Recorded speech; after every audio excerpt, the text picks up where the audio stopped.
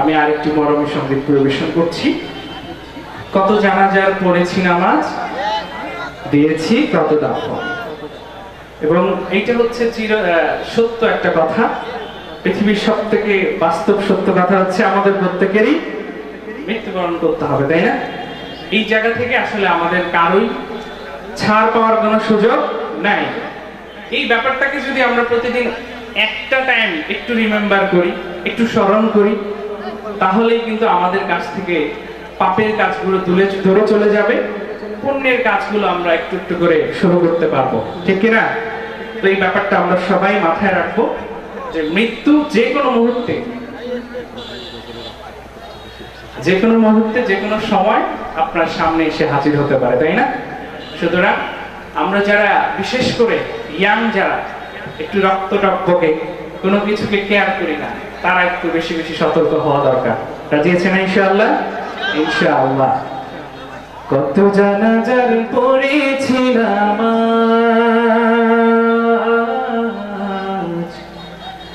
দিয়েছি কত দাফন।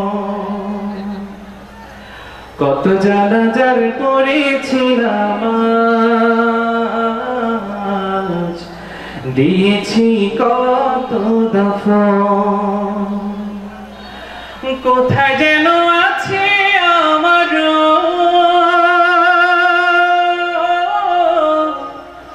তৈরি সাদা কাফন। জানাজার পড়েছিলাম,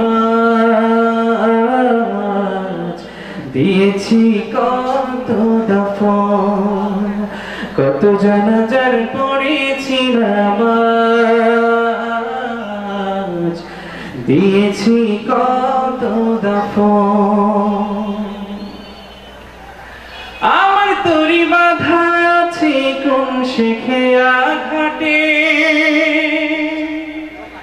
কোন মসজিদে লান হবে শোয়াবে শেষ খাটে। আমার তরি বাঁধা আছে কোন শেখেয়া ঘাটে, কোন মসজিদে লান হবে শোয়াবে শেষ খাটে। তখন কোথায় করবে দাফন আমাকে স্বজন। জানাজার পড়েছিলাম, দিয়েছি কত দাফন। কত জানাজার পড়েছিলাম,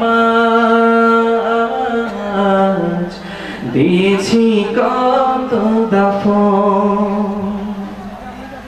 কোন বাতাসে কোথায় যেন দুলছে বাঁশের ঝাড়, কোন সে মাটি কোনখানে ডাকে রে বারবার। কোথায় যেন বরযাত্রী আছে রে চারজন। জানাজার পড়েছিলাম,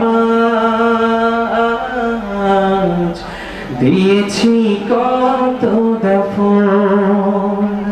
কত জানাজার পড়েছিলাম, দিয়েছি কত দাফন। কোথায় যেন আছে আমার তৈরি সাদা কাফন। জানাজার পড়েছিলাম, দিয়েছি কত দাফন। কত জানাজার পড়েছিলাম, দিয়েছি কত দাফন।